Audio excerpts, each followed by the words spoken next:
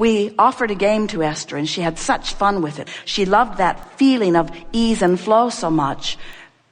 We encouraged her to start through the alphabet and choose a word that begins with A that feels in the vortex to her. And so from inside the vortex, it was easy. She said appreciation.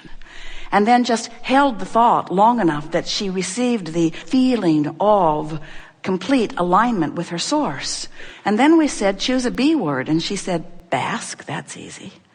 Clarity, that's easy. Delicious, divine, that's easy. Energy, easy, ease, all easy. Fun, full, focus.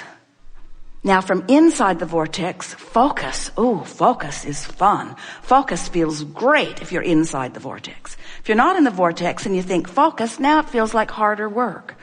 So what you do, you get in the vortex and you're pretty sure you're in there, and then play the alphabet game. In other words, it's so fun to find more in the vortex emotional words. Esther found if she would preface her search for the word with, I feel more. I feel moved. I feel magnificent. I feel joy. I feel happiness. As you want to feel and you reach for those words that you consciously acknowledge feel good to you, what happens is you're going to train yourself, you're going to train your vibration.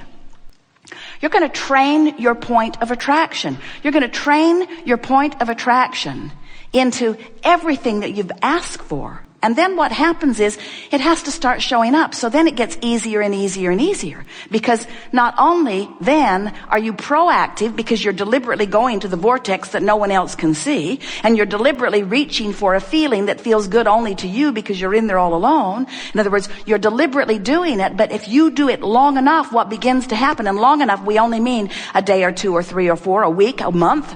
In other words, as you practice this for 15 or 20 minutes every day, you will train your vibration into a new point of attraction, and then you will begin experiencing a life that you can then react to.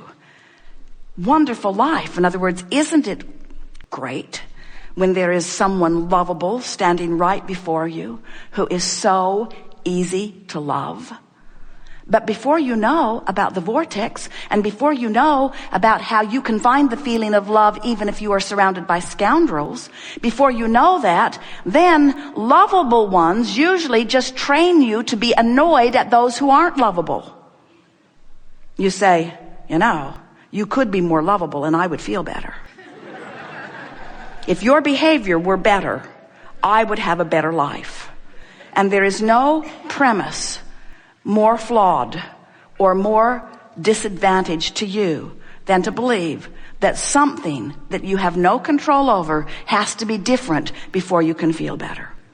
When you show yourself that you can feel better unconditionally, now you are one who lives unconditional love as the source within you always does.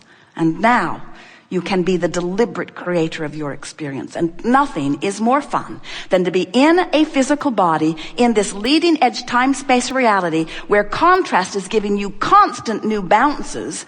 So expansion is rampant, and then have the power and the wisdom to focus your energy, your thoughts, your emotions into alignment with all of that, and then to get to watch the universe knock itself out to bring you the manifestations to show you your worthiness.